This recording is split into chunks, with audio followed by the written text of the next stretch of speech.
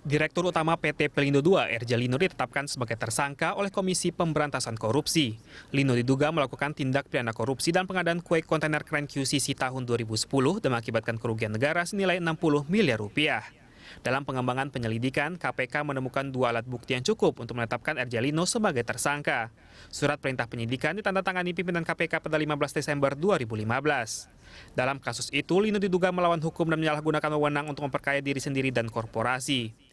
KPK dalam pengembangan penyelidikan dugaan tindak pidana korupsi terkait pengadaan kue kontainer keren di Pelindo 2 tahun 2010 telah menemukan minimal 2 alat bukti yang cukup untuk meningkatkan status kasus tersebut ke penyidikan dan menetapkan RJL, Direktur Utama PT Pelindo 2 Persero sebagai tersangka.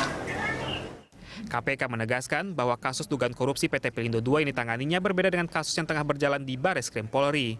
Dalam kasus di KPK yang diduga dikorupsi adalah pengadaan kue kontainer keren pada tahun 2010. Sementara yang tangani Bareskrim Polri adalah kasus dugaan korupsi untuk pengadaan mobil keren pada tahun 2013. Dalam kasus yang ditangani Bareskrim, penyidik telah menetapkan Direktur Teknik Pelindo II sebagai tersangka. Pemirsa, Direktur Utama PT Pelindo II, RJ Lino ditetapkan sebagai tersangka oleh Komisi Pemberantasan Korupsi. Lino diduga melakukan tindak pidana korupsi dalam pengadaan key container crane atau QCC tahun 2010 dan mengakibatkan kerugian negara senilai 60 miliar rupiah. Sementara itu saat ini Bareskrim Polri juga menangani dugaan korupsi mobile crane yang terjadi di Pelindo II. Dan untuk membahas berbagai dugaan korupsi yang terjadi di pelabuhan, sudah hadir di studio anggota Pansus Pelindo dari fraksi PDI Perjuangan Bang Masinton Pasaribu. Kami juga mengundang Anda untuk ikut memberikan pendapat atau opini Anda melalui SMS ke 0811 833 5551 atau melalui pesawat telepon di nomor 021 52 900 308 atau 021 52 900 311. Bang Masinton. Yep.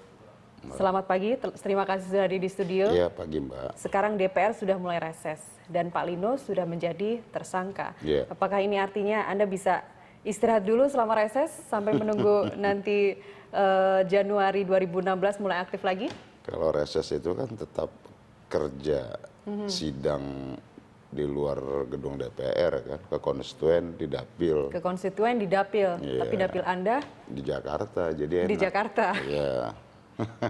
Jadi apa langkah berikutnya nanti? Anda juga akan menyambangi Kali Baru begitu untuk New Priok 2? Oh iya, jadi ada banyak kasus ya dalam pengelolaan pelabuhan kita khususnya di Pelindo II. Nah, hasil dari penyelidikan kami di Pansus, teman-teman kami juga kami sudah memanggil banyak pihak termasuk Bareskrim, ya, Mabes Polri, terus kemudian juga berkaitan dengan berkaitan dengan pengadaan barang dan jasa ya kalau kasus-kasus korupsinya, terus kemudian juga berkaitan dengan perpanjangan kontrak JSCT ya, terus kemudian pembangunan terminal Kali Baru dan juga persoalan ketenaga kerjaan. Nah, jadi yang sekarang ini yang RJ Lino ditetapkan sebagai tersangka itu kan dalam kasus berbeda dengan yang di Mabes Polri kan. Ya, ini yang 3 QCC ini yang sejak 2012 sudah dilaporkan ke KPK oleh masyarakat dan di ujung 2015 ini cukup lama ya, 2012, akhirnya 2015 di penghujung akhir tahun begitu. Dan di penghujung jabatan pimpinan KPK periode ketiga. Tapi bagus walaupun agak lambat gitu ya. Nah, kita harapkan memang seperti Bareskrim Mabes Polri juga bisa lebih cepat lagi karena ada banyak kasus yang juga ditanganin. Jadi yang ada di Bareskrim Mabes Polri ini di samping persoalan 10 unit mobil crane itu juga ada banyak lagi. Nah, yang itu hasil dari audit Sejak BPK. Pansus Pelindo ini dibentuk, Bang Masinton, Anda sangat vokal begitu ya, untuk sepertinya yakin betul bahwa Pak Lino ini akan ditetapkan sebagai tersangka. Apa sih yang membuat Anda begitu yakinnya? Ya begini, pertama ketika Bareskrim menggeledah Pelindo ya, terus kemudian dengan gagahnya kan ada show of force di hadapan media gitu ya, seluruh media menayangkan itu ya, seoporsinya Dirut Pelindo 2 itu telepon sana sini Pak Sofyan dan waktu itu ya. semuanya ditelepon. Dan juga orang yang ditelepon itu kemudian proaktif juga untuk ikut dalam mencegah supaya Bareskrim tidak menindaklanjutin penegakan hukum itu, kira-kira kan begitu ya. Nah sampai Kabar Eskrimnya sendiri Pak Buas dicopot. Iya. Nah tentu ini mengganggu ini kita nih, nalar ini kita. Ya, ada apa sih gitu ya. Nah berarti kalau misalnya waktu digeledah polisi Pak Lino nggak telepon sana sini, Anda juga tidak akan kemudian ya mungkin ada kita pansus semua Pelindo nggak ada yang terbentuk? tahu. Iya kan kita nggak akan tahu. Nah yang kita pikir gini nih, di zaman sekarang ini kok masih ada orang seperti itu. Kalau pada masa Orde Baru iya gitu loh. Orang apa saja karena dia punya kuasa, punya uang, boleh semena-mena. Nah zaman keterbukaan begini masih ada orang yang bergaya seperti itu gitu loh. Nah itu yang mengusik rasa ingin tahu kita. Nah maka pada saat itu ya kita sebagai DPR, wakil rakyat ya, kita juga melakukan fungsi pengawasan itu. Kita cari tahu gitu kan. Nah kemudian dari informasi yang masuk ke kita dari masyarakat itu ada setumpuk persoalan rupanya di sana itu. Nah maka nggak bisa kalau penanganan secara hukum itu dia mandek, maka prosesnya harus lewat proses politik.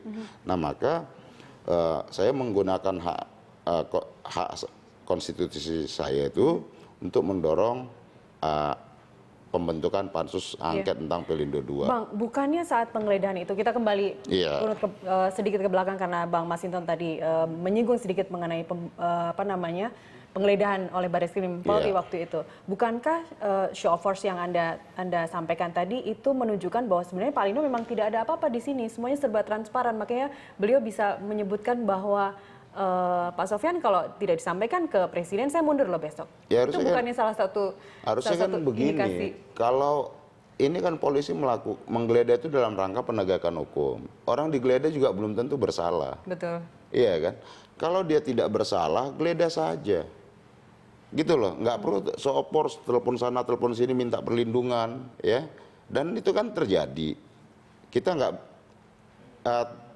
silakan aja publik menilai sendiri pada saat penggeledahan, terus orang yang menggeledah yang mau melakukan penegakan hukum itu dicopot. Iya kan? Ya, terus seolah kayak puzzle begitu ya, habis digeledah yang direktur utamanya marah-marah kan gitu. kemudian Nah kan jelas ada teleponnya Bu Menteri BUMN kepada Kapolri, ya. Ada juga teleponnya RI 2 ke Pak Buas. Nah, gitu-gitu loh. Itu kan berangkai semua. Nah, terus ada apa kok orang seperti ini di-backingi? Kan gitu ya. Nah, silakan aja kita mencerna sendiri aja ada apa di balik itu. Di-backingi, yang membackingi itu orang-orang kuat, Bang. Pansus tetap akan melanjutkan. Harusnya kan begini, ya. Dalam ranah penegakan hukum, pemerintah harus mendukung, bukan malah menghalang-halangi gitu loh, atau mengintervensi. Nah begini coba, jangan kayak di KPK, sudah ditetapkan tersangka di KPK, jangan lagi ada intervensi dong. Kan ternyata terbukti bersalah, walaupun dengan kasus yang berbeda, gitu loh. Itu. Baik, sekarang Pansus Pelindo, sekali lagi kita sekarang sedang reses ya Bang, jadi penutupan di masa sidang kemarin, apa yang akan diungkap nanti berikutnya? Kali baru, New Priuk? Apa yang Anda temukan? Iya, jadi persoalan ketenaga kerjaan sama pembangunan terminal pelabuhan baru Neo Priok itu. Apa saja yang sudah Anda temukan, Bang? Di situ itu nanti kita akan mendalami ya tentang pembangunannya, pembangunan pelabuhan itu berkaitan dengan kontraknya, ya kontraktor yang mengerjakan. Apakah semuanya dilakukan ada markup penunjukan juga. langsung? Iya, nanti prosesnya nanti akan kita dalami dan akan ketahuan semua juga termasuk dengan investasi yang disebut dengan global bond itu, ya duit hutangan dari luar negeri, sindikasi 6-7 bank internasional itu termasuk Dutch Bank, Paribas, ANZ itu terlibat di sana. Kita akan bicarakan itu lebih lanjut. Pemirsa tetap bersama kami kembali saat lagi.